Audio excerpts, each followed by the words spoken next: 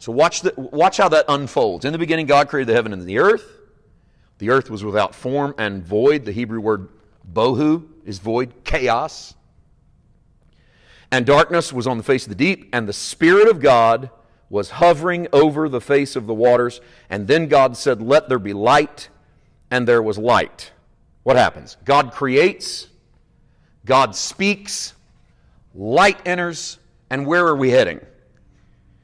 We're going to get to the sixth day, and we're going to create man. God says, "I'm going to create man in my own image." So what's the end goal? I'm going to put man in the middle of this. And at every successive step, God says it's good. There's light, it's good. There's dirt, it's good. There's stars, they're good. There's animals, they're good. He gets to man, very good. So God has discovered himself on the planet. You were God's recreation of himself on the planet. Let me be sure everybody gets that. Let's never miss that. God didn't make dogs and cats and zebras in his image. He didn't make fish and birds in his image. He didn't even make the beauty of science, stars, comets, the universe in his image. He made you in his image. He made man. He fashions man of clay. He breathes into his nostrils. And for the first time in the entire description of Genesis, he calls something very good. How can God outdo himself? If God does something good, can God do something very good? It's almost a paradox, right? I mean, if God's good, he's good. And you go, well, what's the difference in God being good and being very good? What's the difference in a dog and a human? So for God, God goes, that's good. But then he sees man, and he goes, that's very good for this purpose, because that's the one that I put my spirit in. I didn't put my spirit in the dog. I didn't put my spirit in the fish. I didn't put my spirit in the bird. But I put it in man. And God unleashes man. Not too much unlike he winds him up, he breathes in him, and he pushes him into a garden, and he says, go, everything's good there. But I'm going to throw you a couple pitfalls in there just in case. I'm going to put a tree of the knowledge of good and evil, and I'm going to unleash a snake that walks, right? Or flies. I don't know how the snake got there. He didn't crawl yet, but here you go. And both the tree and the snake are your adversary. They're both working against you. And I, for a long time, said, why would God do this? This doesn't seem fair. Why put man in a garden, put a bunch of stuff that can trip him up? And so God's not the author of the chaos, but God knows that good can never truly be defined where there is no evil. So you don't really know how good people are until, in some ways, you see the contrast to how awful and demonic people can be. In fact, the presence of somebody being awful convinces you of what good could look like. It would be the opposite of that garbage. It would be someone loving, not lying. It would be someone being honest, not cheating. It would be someone giving life, not death. It would be someone speaking positive, not negative. We contrast the beauty of good. Why does Jesus look so good when he gets here? We could say, well, because he is good. But what is he compared to? He's good compared to what? Everybody else. I mean, there's fallen, broken man. Here's a guy that's a king coming into an empire. An empire that crushes its enemies, that enslaves those that it defeats, overtaxes its citizens, destroys the stranger. And here's a king in the middle of that going, I'm going to show you what a king looks like. You've got an empire, but I'll show you what a good king is. So everything you're going to contrast against me is going to look evil, because I'm the picture of good. So we put Jesus on such a pedestal because we don't see man living that way. And so Jesus then tells us the definition of good. So God puts Adam in the garden, and Adam, you know the story. As the Old Testament then is this journey of God coming to get Adam. Not coming to get Adam with thunderbolts, but coming to get Adam and put him in his heart. But there's got to be a transformation in Adam. Something's got to change, something big, something God's got to recreate. There's pockets of this in the Old Testament where God literally nearly destroys man. And we watch God as he loves on man, adjusting the manifestation. What's Noah's Ark? But God saying man is continuously evil. Chaos rules. So I'll pick a few, put them in a boat. The rest of them are going to die. Noah comes off the boat. What does God say? Noah doesn't say, good job. Or what does God say to Noah? No, God doesn't say to Noah, good job, way to float. Leave it, I'll take it from here. No, Noah gets off the boat, makes a sacrifice before God. It smells good in God's nostrils. And God repents.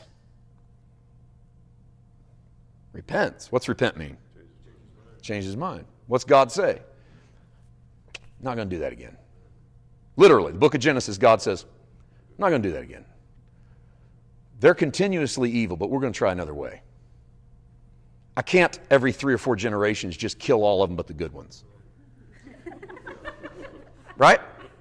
Now, I know a lot of us don't think of the Bible in those terms, but this is the way man is coming to grips with how he's dealing with God. And so God looks at Noah, puts a rainbow in the sky and says, that's going to remind me, you guys are going to tick me off because I know you.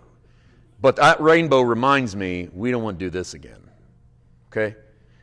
There's got to be a better way to beat the chaos than every 3 or 4 generations, let's just kill them all and start over. God takes Israel out of Egypt, brings them into the wilderness. Israel whines every day. They whine about no water. They whine about no food. They whine about wishing they were slaves again in Egypt. They are actively, verbally fighting God. One night God calls Moses onto a mountain and he says, Moses, come here. Let me tell you what I'm going to do. I'm going to kill all of them and I'm going to raise up a seed through you. And Moses says, God, if you do that, everyone is going to believe you are wicked and that you bring your people into the wilderness to kill them. And the Bible says God changed his mind and said, Moses, you're right. Now, I know we don't hear this a lot in our teaching. We don't go into these areas because it makes us nervous to think of God in these terms. But we're in the Bible. We just have to start reading the Bible through the lens that God is giving you a story about how he wins you, how he woos you, what he does. It'll help you in understanding what God's doing in your life now. So God says to Moses, well, we're not going to do that. And there's death, but he doesn't wipe the nation of Israel out. He doesn't wipe the people out. And so as Israel becomes this nation, they're a womb for the Messiah. Someone asked me in a meeting just a week or so ago, what in the world was this whole nation stuff about? If God's whole intent was to touch the whole world, why does he start with a nation called Israel? And I said, because from what I can see in the Word is that God creates a womb for the Messiah to shelter him into another veritable Garden of Eden. He wants to give his second Adam the same chance he gave his first Adam. And so he brings him up in a womb in the nation of Israel. He's bordered him. Eden had borders, fences that kept Adam and Eve in. Israel had laws, fences that kept Jesus in a safe zone. So Jesus gets the same shake the first Adam got. All right? And so as the first Adam deals with a tree of the knowledge of good and evil and a snake, the last Adam's going to have to deal with the same stuff. He's going to have to be faced with temptation. He's going to have to look chaos in the eye. He's going to have to overcome where the first Adam failed so that he can teach you what it looks like to beat chaos at your doorstep. Because if you can start by beating chaos at your doorstep, we might figure out how to beat chaos out of our region, how to beat chaos in our nation, how to beat chaos around the world. But God didn't want it to be because he puts 8 good people in a boat and kills everybody else. God's showing you this is not the way I want to do this. I don't want to split skies, ride a horse, blast a trumpet, take people out and kill everybody else. That's not my end game. I want to transform people. I want to do it from the inside out, and I want to teach them how to make this happen in their life. So you fast forward through the Old Testament, you watch God do all of his work, and you get to the New Testament. And the New Testament, we almost get this vision of God, that God is softer and gentler, maybe not even the same guy he was in the Old Testament. And I don't know if that's fair, because I think sometimes we forget to look at covenant, that God's dealing with Abraham through a covenant, he's dealing with Moses through a covenant, and now he's going to deal with us through a covenant. But we're looking at through it our lens. However, there is a moment in the New Testament where a New Testament writer takes the beginning of the Bible and reimagines it, inserting Jesus. And when you put these two up side by side, it is really one of the Bible's great accomplishments. That we have the beginning of time of the story, Genesis 1:1, 1:2, 1:3. In the beginning, God created the heavens and the earth. The earth was without form and void, chaos, darkness on the face of the deep. God speaks, there's light, boom, light starts winning. But chaos keeps creeping in its ugly head, form of a snake, form of a tree of knowledge of good and evil. And everywhere light goes, chaos chases him. So God floods the earth. There it is. So God floods. Oh, let's don't do that again. So you got that whole Old Testament story.